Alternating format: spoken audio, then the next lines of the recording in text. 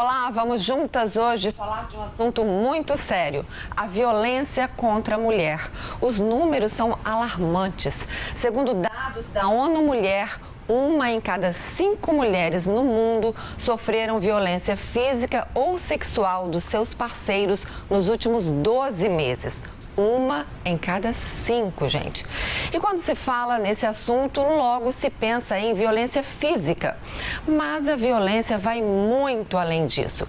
Várias mulheres sofrem todos os dias algum tipo de agressão e às vezes nem se dão conta disso. Por exemplo, ameaça, humilhação, chantagem são violências psicológicas.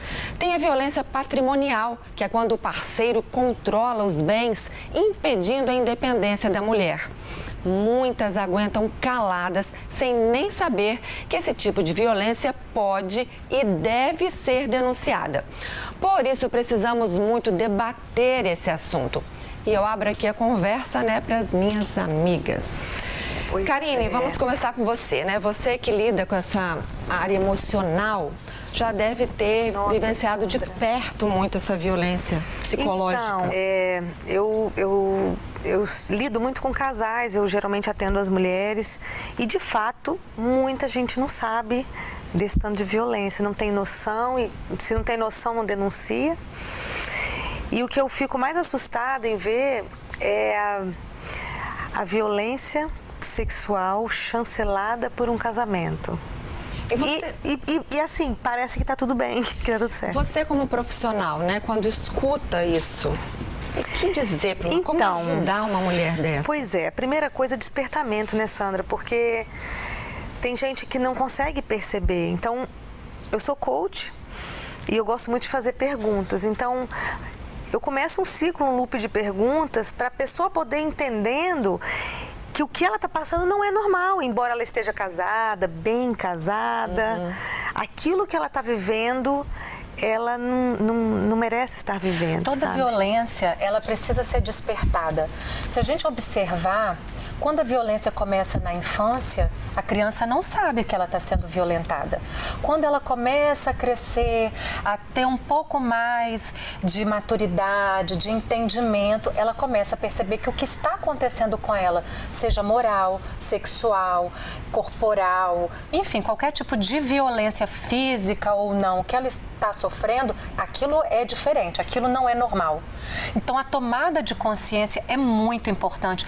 A gente educar desde criança para que a gente tenha... Exatamente.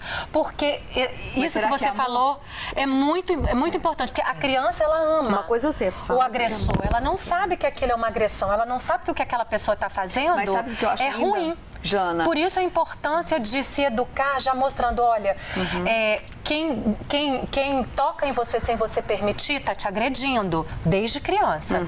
Porque aí quer seja pai, tio, tia, na escola. Mas olha só, a violência contra a mulher, eu acho que é uma questão, além de você tomar conhecimento, se apropriar da sua condição para você conseguir transformar. Eu acho que depois que a mulher toma esse conhecimento, tem um outro empecilho muito significativo, que é a vergonha. Nossa, eu assumi isso. A vergonha em assumir e a culpa. E o medo. Muitas mulheres acham que a culpa é dela. Não, eu devo ter provocado essa reação nele, eu devo ter despertado isso, não sei o quê. A minha saia estava muito curta, ou a minha maquiagem estava muito... Você entende? É uma dinâmica cruel que a própria mulher está envolvida nesse ciclo e quando ela percebe que ela está sendo violentada, seja física, moral, enfim...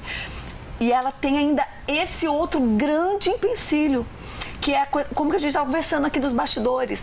Por exemplo, eu não posso sair de saia curta porque eu estou provocando o outro e coitado. Se ele tiver uma reação violenta, coitado, fui eu que provoquei. Não foi, não pode. É uma mudança de mentalidade. E a gente vê, por exemplo, eu lendo sobre esse assunto, a gente vê até nós que somos tão esclarecidas, às vezes a gente deixa passar. É uma história muito recente. Nas nossas famílias, as nossas mães, elas eram totalmente submissas, aos maridos, numa certa violência. Elas não podiam, às vezes, usar uma saia, não podiam sair sozinhas, não podiam trabalhar. iam sendo violentadas, E, amiga, tolhidas e achando que aquilo é normal. É por isso que eu acho que quando a violência parte de alguém que a mulher ama, porque uma coisa é violência física, que eu imagino que já arrebentou a boca do balão, né? Já Quando chega na física, porque já extrapolou a moral, mas né? já extrapolou A antes. E uma coisa que eu acho que é mais sério também, é tão sério quanto, é porque a violência contra a mulher é uma coisa bem democrática. A mulher não tem cor, não tem faixa etária, não tem classe social. Ela acontece em todo. E quando a gente vê o número... Mas as negras são mais. Não, as negras, né? as pobres, né? Mas aí as por que uma vivem em questão periferia são numérica. mais. Mas é por uma questão numérica. Acontece, porque a gente pensa assim, não vai acontecer numa pessoa com uma médica. Gente, vai acontecer. Vai com todo mundo. E o que acontece? Quando a gente vê esse número que você falou no começo, amiga, que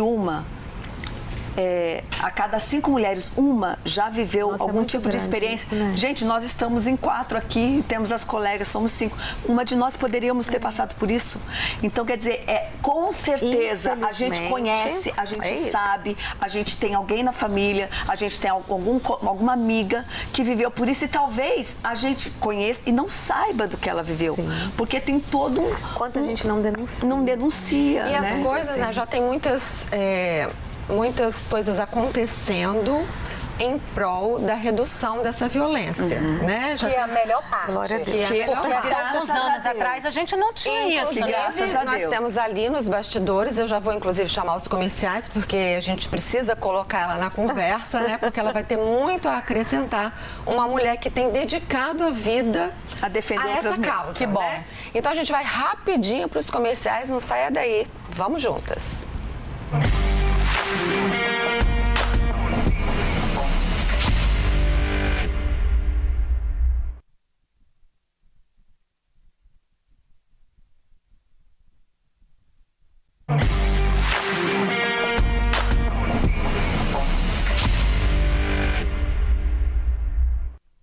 Estamos de volta conversando sobre um tema muito importante, a violência contra a mulher. E tem muitas mulheres se dedicando a essa causa. Hoje temos a honra de receber aqui no estúdio uma dessas mulheres, a coordenadora estadual da Mulher em Situação de Violência Doméstica e Familiar do Tribunal de Justiça, a juíza Hermínia Zouri. Ela, inclusive, participou da elaboração do projeto do Botão de Pânico. Vem pra cá, doutora Hermínia. Uma alegria ter a senhora aqui com a gente. Vamos nos sentar. Antes de falar especificamente sobre a questão da violência, a gente queria conhecer um pouquinho mais, né, sobre a vida da senhora. Como é que você chegou onde está e o que te levou a dedicar a vida a essa causa? Então, eu vou encurtar a caminhada. E, antes de mais nada, cumprimentar todos. Um prazer. A todos que nos ouvem também. E eu comecei como professora. Ainda fazia o curso de Direito, mas os meus objetivos eram maiores, né? Não porque eu sempre gostei do magistério, sempre gostei de ser professora. E fui professora até, naquela época, era um cursinho de 2º grau, hoje tem outra nomenclatura. Bom, depois fui ser defensora pública, 16 anos na Defensoria Pública. E, posteriormente, 26 anos na magistratura. Amém. É uma caminhada razoavelmente grande. E eu costumo dizer que a minha escola foi a Defensoria Pública. Imagino o que você não viu lá, né? Porque sempre nós lidamos com necessitados, né? Pessoas que não têm recursos, pessoas de menor, assim, não tem recursos financeiros para pagar um advogado particular. Bom, quando entrei na magistratura, eu vi o desafio, né, pela frente, né? Agora eu quero ser uma boa julgadora. Eu sou disso para mim mesma. Eu quero ser uma boa julgadora. Eu quero ser justa, porque era o propósito do meu coração. E logo, quando assumi a comarca de Serra, depois que passei pelo interior, eu me lembro que foi no ano exatamente da Lei Maria da Penha. 2006, né? 2006. No Rio já havia, um dia antes, como o tribunal já tinha criado a vara, eu estava na direção do Fórum da Serra, nessa época, e instalei a primeira vara de violência doméstica no estado do Espírito Santo. Aqui, na época, era a segunda do Brasil. Passado isso, né, nós temos as remoções, fui removida para Vitória, depois fiquei pouco tempo numa vara que não estava assim, aquilo que eu mais gosto de fazer, que eu costumo falar, às vezes parece paradoxal, criminal com social, mas só rima, mas eu gosto. Eu gosto de lidar com isso. Aí fui para a vara da infância. Por que eu peguei a vara da infância? Eu queria descobrir muitas coisas que vinham da vulnerabilidade deles, coisas que eu poderia até, que já estava prevendo assumir uma vara de violência doméstica. Passei uns 2 anos na vara da infância e a seguir fui removida para um requerimento que eu fiz, no sorteio, aliás, numa composição do tribunal, eu fui para a vara de violência doméstica e familiar. Quando eu cheguei na vara de violência doméstica e familiar, eu já passei por como se diz, por uma caminhada que me trouxe subsídios para entender todas aquelas mazelas que eu já tinha visto e ouvido. Chegando na vara de violência doméstica, eu comecei a entender quantos menores infratores eram oriundos de famílias, de lares destroçados pela violência doméstica. Aí comecei a entender muitas coisas, porque quando eu estava Aí comecei nas audiências a chamar, convidar às vezes a vítima. Aliás, na vara de violência, eu comecei a chamar e perguntar, vara de infância. Chamava a mãe ou responsável, ou a avó, e perguntava, você já foi vítima de violência doméstica? E eu fiz essa pesquisa eu mesma, para eu me convencer de quais eram as consequências daqueles menores infratores. Aí 80% delas eram vítimas de violência doméstica. Aí eu pude entender muitas coisas, mas no afã de fazer um trabalho social, assim, de maneira que diminuísse o Espírito Santo em primeiro lugar, aquilo me deixou ansiosa, me deixou preocupada. Eu falei, não, vamos. Aí o tribunal nos apoiou, continua apoiando, para que a gente possa desenvolver projetos. E aí nós entramos com vários projetos, tudo custo zero. É a peculiaridade do nosso trabalho, tudo custo zero. Como diz no pessoal comumente, 0800. Então começamos a fazer o trabalho no Botão do Pânico, lançamos. Por quê? Porque dentro do espaço noturno, quem é a pessoa que está mais próxima da vítima? O agressor. O agressor, é verdade. Né? Na madrugada, quando ele resolve agredi-la, quem vai acudir-la? Aí nós arranjamos uma pessoa para policiar o Botão do Pânico. Bom, lançado o Botão do Pânico, a gente começou a ver como atingir aquelas mulheres lá do interior, que mal conhecia seus direitos, não sabia quais os seus... O que eu posso recorrer, onde eu posso ir, se eu for agredido, enfim, até na cidade nós vemos isso. Imagine no interior, na roça. Aí eu me lembro que eu disse para o presidente à época, falei, vamos colocar um juizado itinerante? Aí ele me disse, mas fica caro para conseguir. E providencialmente, eu costumo dizer que não existe coincidência, existe providência. Deus providenciou que passasse atrás de nós um empresário de ônibus. Opa. Eu falei, ele aqui. Ah, ele aqui. E ele disse, pois não. Aí ele falou, o que foi, doutor? Não, nós estávamos falando sobre fazer um juizado itinerante e hoje nós temos o nosso carro-chefe, que é o ônibus rosa. Lá dentro tem sala de audiência, tem sala da polícia. E percorre os municípios do estado. Tem sala de psicólogo, de assistente social. E nas semanas nacionais, nas 3 semanas do ano, onde o CNJ já é uma iniciativa do CNJ, para que nós façamos nessa semana trabalho mais dinâmico, as varas com mais dinamismo. Nós resolvemos fazer durante essa semana, depois da abertura, que vocês todos estão convidados, todos que nos ouvem, dia 9, às 10 horas, no Tribunal de Justiça, no Salão Pleno. A gente faz a abertura, que é um evento nacional, e daí nós vamos tratar dessa demanda como se fosse um mutirão, né?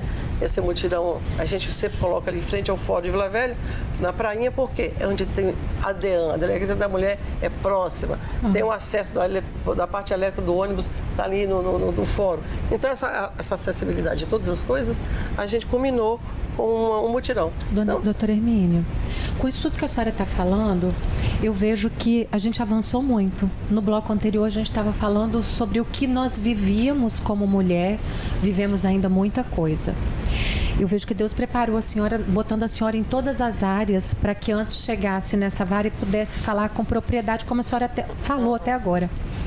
Existe algum projeto com base na educação para que a criança ela aprenda o que é a violência? Porque eu estava falando que eu acredito muito que a tomada de consciência é muito importante, porque nós aprendemos de forma errônea, né, sobre violência feminina, né, e aí os casos de feminicídio cada vez maior. Então, assim, como, ou se existe, como é feito, ou se tem algum projeto sendo desenvolvido? Sua pergunta foi muito oportuna. Quando eu cheguei aqui, eu tinha acabado de chegar da UCAM, né, do Hospital das Clínicas, onde o Dr. Zaganelli faz um trabalho brilhante como voluntário, porque ele já é aposentado, fez mestrado assim, no Canadá, e nós estávamos conversando, ele me levou local por local, vi várias crianças, meninas de 12, e adolescentes grávidas, vi ali muitas coisas que ainda precisam de ser colaboradas por parceiros. E ali eu falei com ele, não, nós vamos fazer um projeto juntos, vamos chamar colega da vara de infância e vamos fazer um projeto de forma, sabe, de maneira que ela possa levar para essas crianças um lenitivo, porque é uma vulnerabilidade terrível. A senhora está levando essa causa, né? A gente vê, a senhora se dedica a isso. Nós vemos aí, a partir da Lei Maria da Penha, muita coisa sendo desenvolvida, mas no início do programa a gente falou sobre esse dado. Ainda é muito alarmante. Qual é a principal dificuldade para se reduzir ainda mais essa violência? Existem duas causas preponderantes que eu considero, que é a dependência econômica e a dependência emocional, ou nós também chamamos de afetiva, a dependência afetiva. Daí porque nós fizemos agora, na penúltima Semana Nacional, um termo de cooperação técnica com o Rotary Clube, tanto da Praia da Costa como da Barra da Praia, e o Instituto UIM vai trabalhar com mulheres, já está, em agosto já vai ter a formatura delas. Mulheres que vivem na dependência e não tem como sair do seu algoz. Então, eles estão dando cursos de economia, de como lidar e de como ser empreendedora. Realmente, eu fui profissionalização para elas? Exatamente. Doutora Hermínia, um dado também que nos assusta foi esse que a senhora citou. O Espírito Santo, por muito tempo, foi o estado mais violento contra a mulher. Né? Isso eu amo esse estado, não sou nascida aqui, eu amo. Isso me assusta muito, porque eu falo, meu Deus, tudo é tão perfeito nesse lugar e a gente tem esse dado que mancha tanto a nossa história. Essa é uma questão. E a outra questão é que mesmo quando a gente percebe uma queda na violência geral, nos homicídios em geral, o feminicídio não cai. A violência contra a mulher, ela meio que parece que persiste. Neuza, não faz sua pergunta, porque eu vou pedir para ela responder no próximo bloco. Tá. Encerra a sua pergunta. Só encerrando isso. Então, assim, isso é muito alarmante porque a gente vê, assim, dentro de um contexto de violência, às vezes a gente consegue ver alguma redução, mas a violência contra a mulher, ela meio que persiste. Então, essa é a minha pergunta para o próximo bloco. Guarda ela aí, tá bom? O que acontece? Ela vai responder no próximo bloco. A gente já volta. Aguarde só um minutinho. Vamos juntas.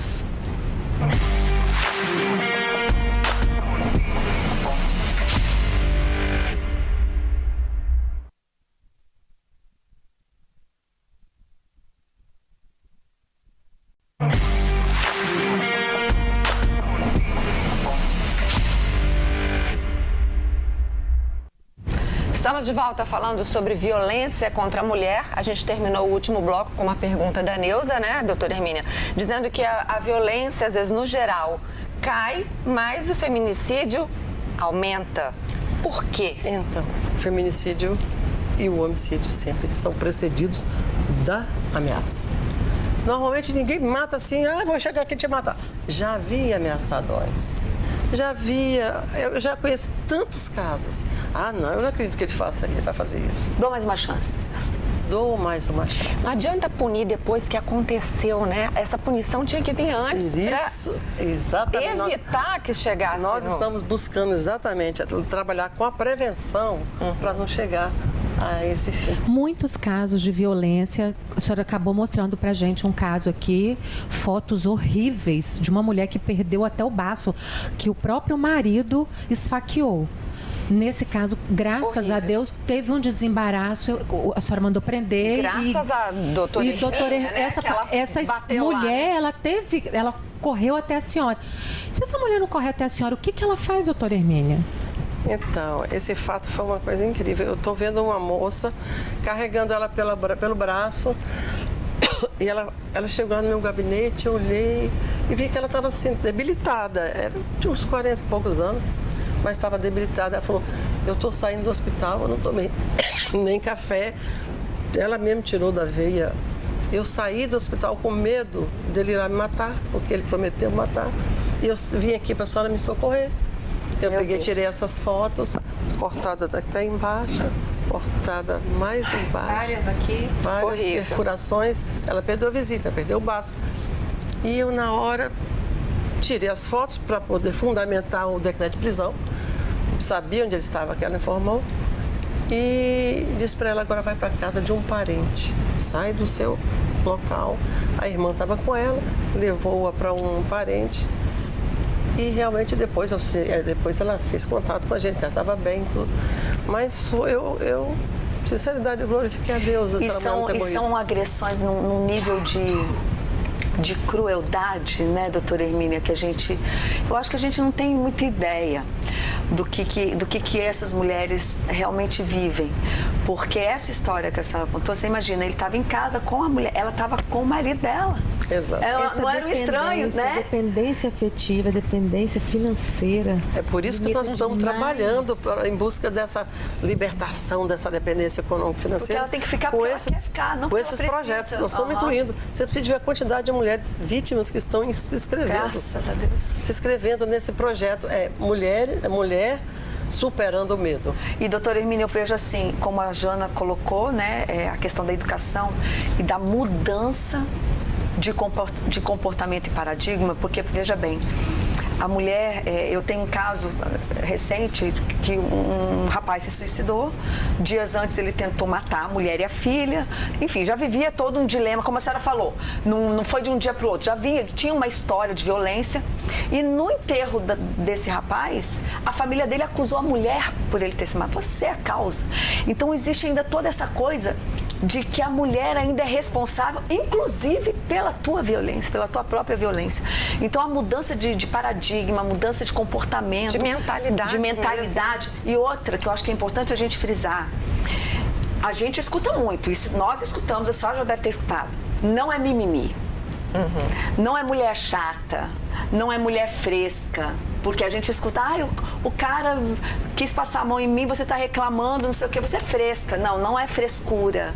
São coisas que levam a outras agressões. São coisas que ele tem que saber que pode, amiga, que não pode. E quanto a organizações, eu que vim de meio privado, eu fui executiva, doutora Hermínia, antes de ser hairstylist.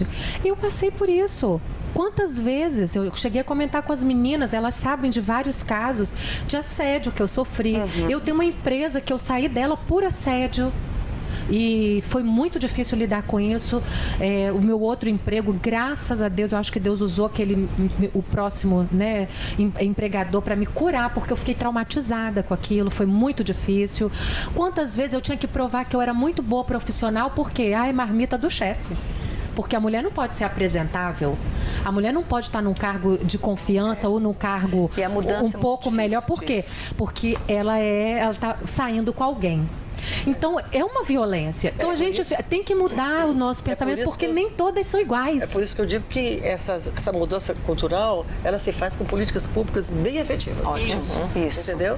Isso aí, para mim, é um... tem que unir a sociedade e o poder público para lutar contra tudo isso. Para a gente encerrar, doutora Hermínia, eu acredito que tem, nesse momento, muitas mulheres assistindo que estão sofrendo violência sexual, moral, psicológica, enfim. Que recado, né, a senhora deixa para essas mulheres? Eu deveria ter trazido o nosso hashtag, que é não se cale.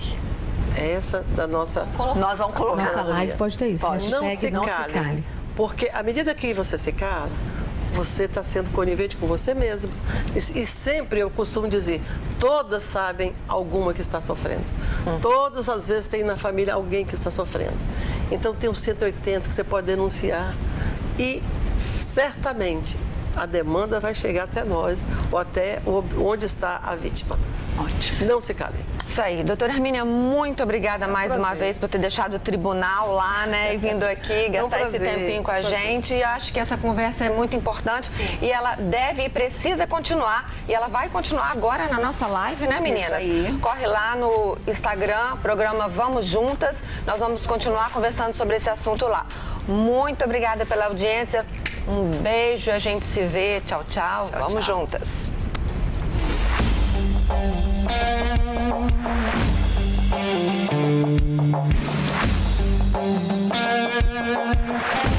Thank you.